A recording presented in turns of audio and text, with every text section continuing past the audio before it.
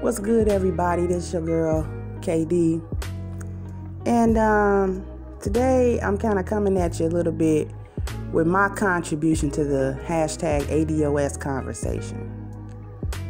And all I wanted to say was this. The opposition to it, the various so-called arguments that I have heard against ADOS and the seeking of any form of reparation for the injustices committed upon our ancestors and really for the following system implemented in order to keep us as the perpetual slave class of this country. The arguments against it, I have not heard a legitimate one yet. But the one that irks me the most is the pull yourself up by your bootstrap argument.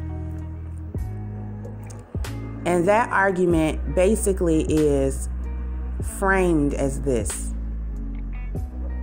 As Black people, as ADOS, American descendants of slaves, we should not redress or attempt to redress the slavery issue, which is the big old chained up elephant in the middle of the room of America. It is the legacy that no one wants to talk about, that no one really wants to acknowledge. It's tacitly acknowledged, and the one that we're supposed to forget about, since we never picked a row of cotton or was used as any form of farm equipment or used for anything for that matter. Since we weren't a part of antebellum slavery, we weren't alive during that time, then that should remain in history and it should not be brought up today. And furthermore, instead of begging the so-called white man for him to give us something, a handout, that's how reparations are being framed, as handouts. You should make these opportunities yourself and basically pull yourself up by your bootstraps. Work harder, work more, stop being so lazy. And if that's not a white supremacist talking point, I don't know what is. It buys into several myths. The first myth that is bought into is the fact that this country is a meritocracy, meaning that you are able to get ahead based on your merit alone, based on your hard work alone and your determination. This country is not a meritocracy. It never has been. Because in that case, we would all start on basically level playing ground, and those who seized their opportunities would succeed, and those who did not would fail. However, the bootstrap argument dismisses completely the nature and the essence of the infrastructure of racism, white supremacy. The one thing that Blacks have been denied in this country, we have been denied the ability to do, has been key in keeping us in a perpetual state of survival rather than thriving and living. And that thing that we have been prevented from doing on a whole is accumulating generational wealth, okay? We have been prevented through various legislation, various enforcement of certain laws, various expectations and social norms, even going back as far as the shoddy education that we receive. These things have kept us in a perpetual state of simply surviving. And if you are surviving only, then you are not thinking of ways to move ahead because you aren't able to. You're barely eating, you're barely living, you're barely paying your essential, bills and things of that nature in order to just live day to day in this country without being homeless and hungry and things like that. So we are never able to pass down to the next generation the work that we have done, okay? Which is basically what generational wealth is. It is the accumulation, okay? And this is something that the dominant society has access to constantly. Is generational wealth. Now, how did they get that wealth? How did the first generation of them acquire that wealth to begin with? Well, that is where ADOS and reparations come in at, because that wealth was the wealth that was accumulated off the backs of our ancestors during slavery, okay? The imports and exports of goods, our ancestors being that slave labor that never had to be paid. And the plantation owners, businessmen, all of these so-called elite members of society, able to reap the benefit of the labor of our ancestors. And even if they were not elite, they were able to pass down the plantations to their sons and daughters and keep that wealth in the family, okay? Keep that wealth for their children so that every generation, they are not starting over, trying to figure out how they're going to do things like get a house or do things like get a job or any of that, because their parents had acquired that stolen wealth, okay? And, if I have a plantation with some slaves on there and they are doing all of my agricultural work and whatever else I've got going,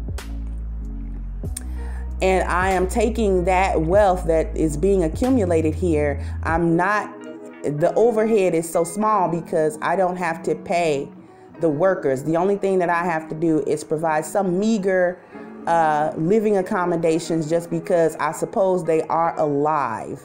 So when I have to keep them alive, in no better condition than I keep my pigs and horses and things like that.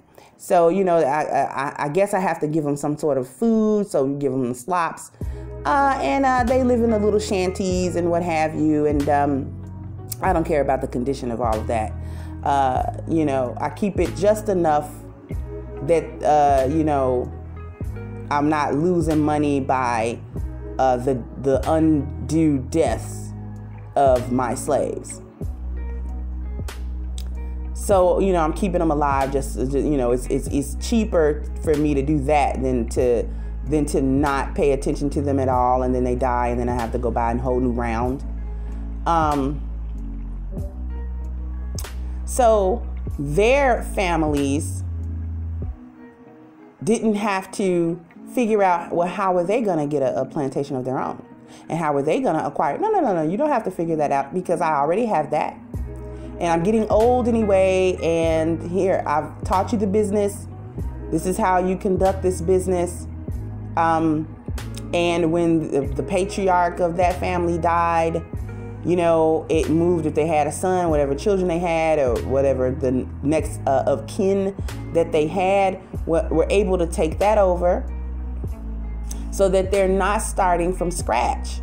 Okay, all that they need to do, if they're smart, is to build on what had been already given to them, to build upon. Okay.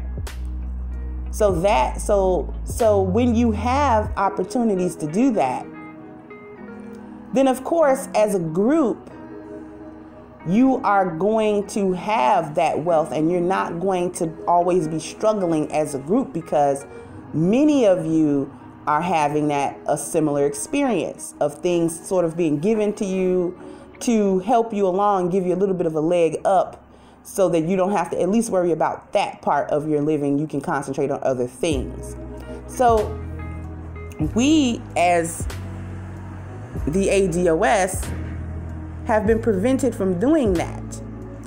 Even when individuals in our group become wealthy, this government or what have you always figures a way to siphon that wealth back into their communities and sort of reabsorb it. And one of the major examples of them doing it on a wide scale or on a celebrity scale is what recently happened to Bill Cosby. Here is a man who actually accumulated the wealth that he was passing to his children, okay, and his children's children. And right as this man is old, he doesn't have that much longer. Bill is like in his 80s or what have you. And they decided that he didn't need his wealth anymore. So the way in which they determined that they could get that wealth from him was to trump up these charges and sort of Me Too him to death, okay? Even going so far as to actually jail him. Now, this was a legal precedent that was set because I don't recall any evidence actually being presented that would make him guilty beyond a reasonable doubt. And also, what happened to the statute of limitation? And so, with that legal precedent actually having been set, they were able to tie his money up in the court systems, get him to pay. You know, he has to pay a team of lawyers. He has to pay out to the so-called victims, and just a lot of money payment going out, okay? Because he isn't working like he was 30 years ago. You know, he didn't have a show and, you know, he's an old man. And if I can't retire, when? You know what I'm saying? And so that has been siphoned off. But even on a more regular day-to-day scale, see, wealth can be siphoned off of a community even if we are collectively not wealthy, right? Because it prevents us from actually getting anything or keeping it. And one such example of how wealth is siphoned out of the Black community on a more mundane day-to-day sort of basis. For example, I'll give you child support. Yes, child support. Because the majority of child support paid is paid into the system, not to the parent or the child for which it was supposedly meant to help. Okay? So that is a way, that is a really, really common way for the state to actually collect money out of the Black community, okay? Having these children out of wedlock and even out of relationships that work, and then taking that man and putting him on child support via the state. They garnish his wages. He may have, let's say he's got a pretty decent job. They garnish his wages. And only a small percent of that actually goes back to the mother to use for the child. The large majority of that garnishment goes to the state as like sort of processing fees. Like, okay, you've got to pay the fee for the court even being involved, or for the state even being involved, having to be involved in this at all. So you're going to pay us for our involvement. Okay. And there are plenty of cases where the men have had to continually pay child support even after the children are 18, because the state is still extracting fees, so forth and on, from these men. So their checks are still being garnished. Don't let it have been retroactive. If there's retroactive child support or back child support pay and all of that kind of stuff, that money goes to the state. Okay? That money goes to the state. Because they can still get you for back child support, even if the child that it was meant for is no longer a child. So what does the state have to do with collecting money for child support that you never paid?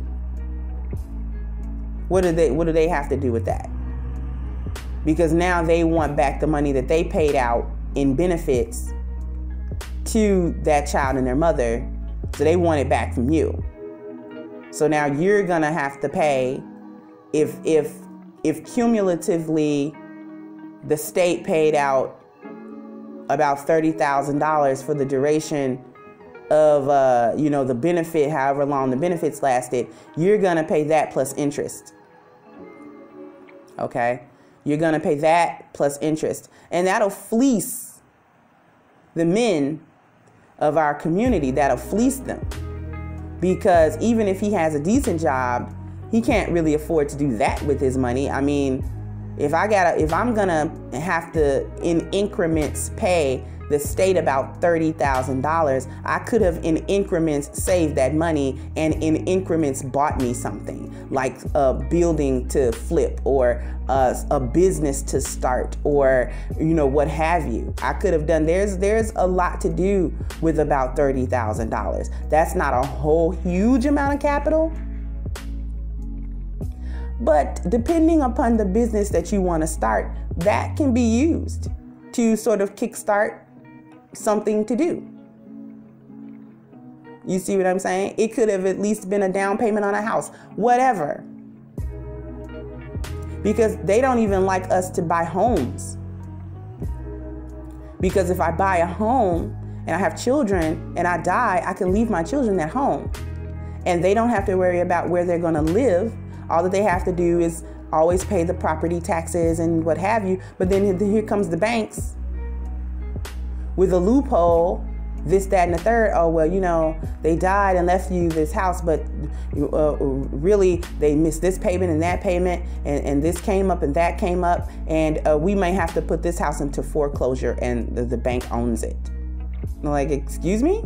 But I just paid all the property taxes off it. Well, yeah, we see that you did that, but what wasn't addressed was the interest here and this here over here, and this actually the time has passed over here. The limit of time has passed over here, so that's beyond the date. And once that goes beyond this date, that gives us another 90 days, and then the bank owns this home again. They'll come up with that bullshit. They'll come right up with that. And they speak that legalese to you. And if you're not savvy or you don't really know what they are talking about, they're able to gank that house right out from under you. Whether they're doing that on something very flimsy or they're fudging. So they're kind of getting it from you because you don't know any better. You don't know how to combat that. And they're counting on your ignorance in certain situations where you don't know how to counteract what is being said to you or what's being done to you. And you don't know where your resources are. You don't know where your help can be found. Okay? You may not have the money to lawyer up to fight that or to help you maintain ownership. Okay? And they count on us to be too poor to fight them, even when we know that what they are doing is not legal. Or we know that if I could retain a lawyer and we could take this to court, I would win that case, because what you're doing is not even based on anything. I can win that case, but the problem is, a lot of times we don't have the money to sort of even do that, to sort of fight it. Even when we know it's wrong, even when we know it's bullshit. But it's not what you know, it's what you can prove in court. And we can't even get to court if I can't pay. If I can't pay my lawyer to at least retain them. Right? So this country counts on the fact that we're going to be poor, and we are poor for the most part. and only individuals, you know what I'm saying, can eventually sort of get out or what have you. So they know that. And this is how they keep us in that position, by stripping us of the opportunities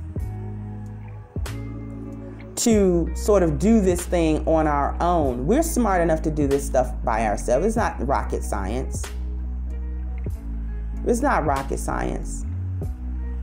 How to save money, how to accumulate, you know, over the years and sort of pass down something to your children. This is one reason why they took away like factory jobs and stuff like that a man could go to, and he didn't have to have this fancy degree to go down to the assembly plant and put in his time and then get his pension, and then he's bought a house, and then he's got a car, and he passes that down to his son, and he gives the house to his daughter, and he get or whatever.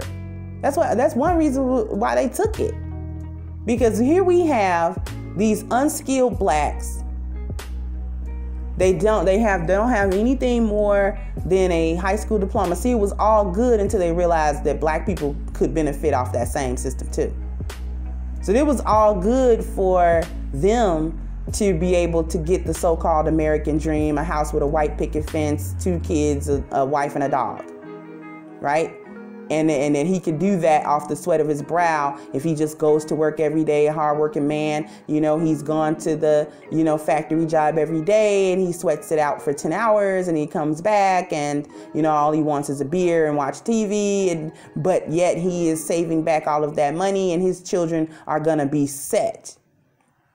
Because even though he's not some type of a millionaire or didn't get his money in a lump sum, he has worked and he has saved it. Okay, and during his lifetime, that house actually got paid for. And the car he keeps in the garage, which is his baby, he's kept that in pristine condition. And so by the time he dies, his wife has left these things, and she's passed it down to her children. She gets the pension, so she'll be taken care of, and so will his children, okay? So it was all fine as long as they were the only ones or the main ones that could reap that benefit. Oh, but then we have blacks who said, I'm very good with my hands. I can take this shop class and learn how to be a mechanic and go, you know what I'm saying? I can do the same thing. Let me head down to the local plant or the local steel mill or the local, you know, car assembly factory or the local whatever. And I can do the same thing. As a matter of fact, I'm better at it. Okay? Because I've been kind of doing this all my life anyway. So I already know what I'm doing. Comes in, works just as hard or harder than everyone else. Not quite making the same amount of money as his Caucasian counterpart. But yet he's still making that work. He still went and bought him a house. Now he had to buy it in his neighborhood, but he still did it. Right? So when we began to take advantage of the things that were set before us, now all of a sudden, this is no good. The businesses need cheaper labor. We're going to take these jobs overseas, right? Offshore, so that we don't have to pay the taxes and it can be deregulated and blah, blah, blah, blah, blah, right?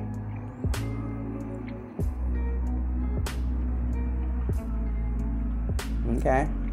Then what they did for other jobs and other avenues of work like construction, plumbing, electricity work, these things, they unionized a lot of those to lock you out, to lock black men out of industry.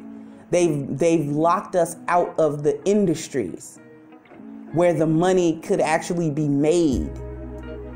And you don't need a master's to make that kind of money, right? But they've managed to lock us, or at least lock our men out for the most part. out of work that our men already know how to do. There's no reason why a black man wouldn't be able to go to school to learn how to be an electrician. Why wouldn't he be able to do that? And then after he has earned, his degree or certificate or whatever he needs to officially work, why wouldn't he be able to go out then and find work? So I don't want to hear about the bootstrap. We always get the ball slapped out of our hands when we do get something going. And yeah, it's brought up a lot, but it's a prime example of Black Wall Street, what we had built, and the slapping of the ball out of our hands. And even another thing, that example, closer one, is the steel mill in Gary. How many black people were working at that steel mill? And once it was so many, and they realized, okay, all these Negroes are over here making a living, and they living well. And black people had built Gary, Indiana. They wanted to call it like a little Chicago. And you know what? They did? They did. Took all of the businesses and moved them to Merrillville. And it was segregated. Blacks couldn't shop and all of that with white people. Mm-mm. And when they attempted to make their own businesses, and all you have to do is some zoning ordinances and some permit issues here and there, and sort of stop you from having a business. It doesn't take much. It doesn't take much.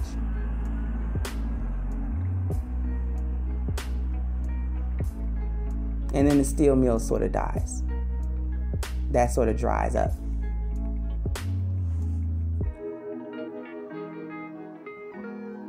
Now that was the super short version, because I didn't give you the details of why it dried up. But ball slapped out of our hands. Getting too prosperous. Off of what? The sweat of your brow. Too prosperous. You're gaining too much ground here.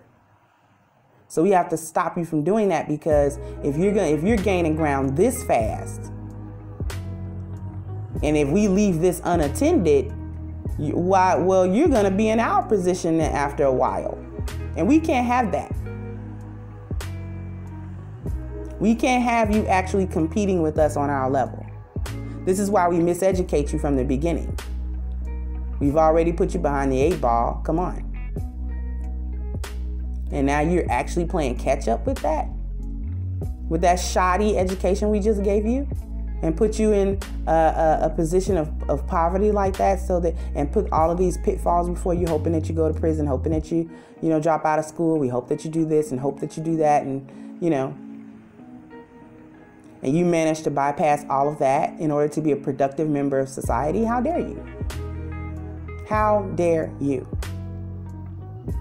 And so that bootstrap argument dismisses the entire history and, like I said, the quintessence of what it means to be under a system of racism and white supremacy, and to have that built into the very infrastructure of the country, and have them to actively stop you from doing what you need to do in order to get ahead. So this is not a meritocracy. It has never been. And black people aren't lazy. We built it. And it's not begging, we're owed.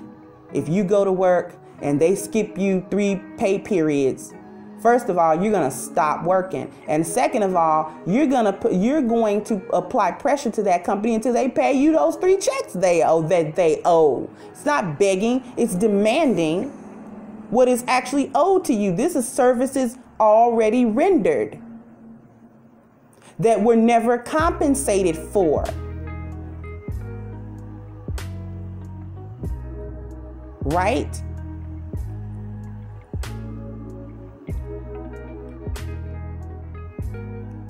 And the argument against it is stupid.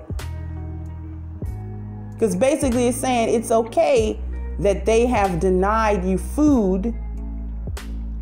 Go out and get the food on your own then, and when you try, they block you from that.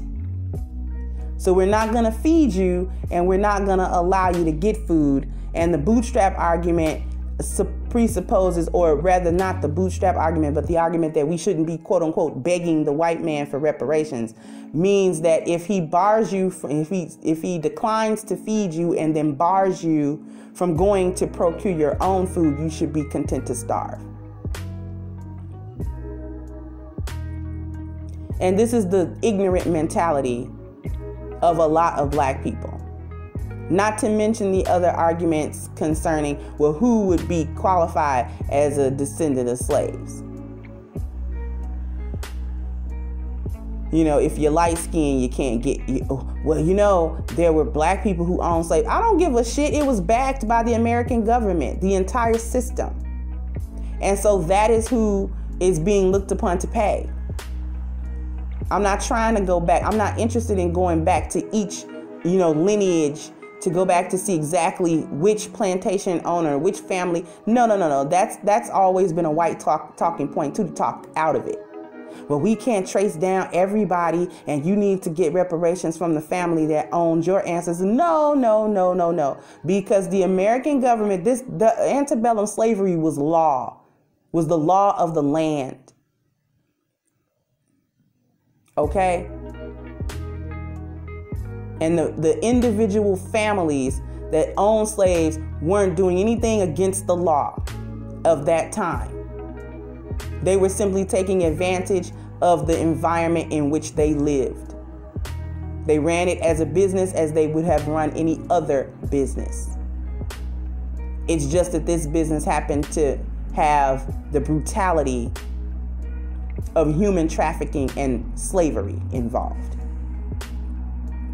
But all of that was under the umbrella of the government of the United States of America, which it was law. They backed it all. The money that was used to run the government came from where?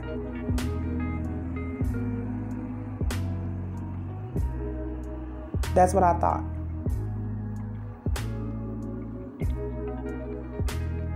That's what I thought. So these arguments, stupid. Dumb arguments. And if you're not with us, you're against us. And it's simple as that. All of these people coming around that are melanated, but you're not ADOS, you need to either support it or get out of the way. Because whether we get it or not, it won't be because of you.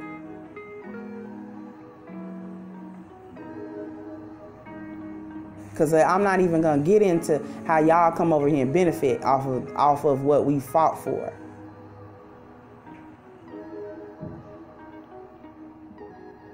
Because it's been black people fighting and scrapping in this country to get anything. And every time we create a movement in order to address us, everyone else wants to glom onto it. Feminism glommed onto it. LGBT glommed onto it. Then it became, instead of the black civil rights movement, the black and brown. What do y'all have to do with it? You holdeth thine own nuts. You got a gripe with the American government and how they've treated your people. That's fine. You present that gripe separately.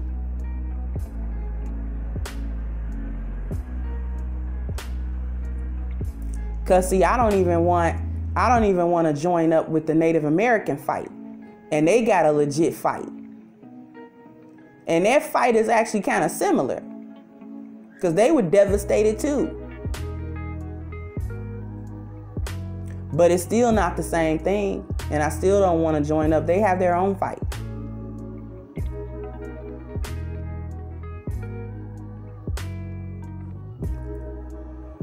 So that's pretty much all I wanted to say.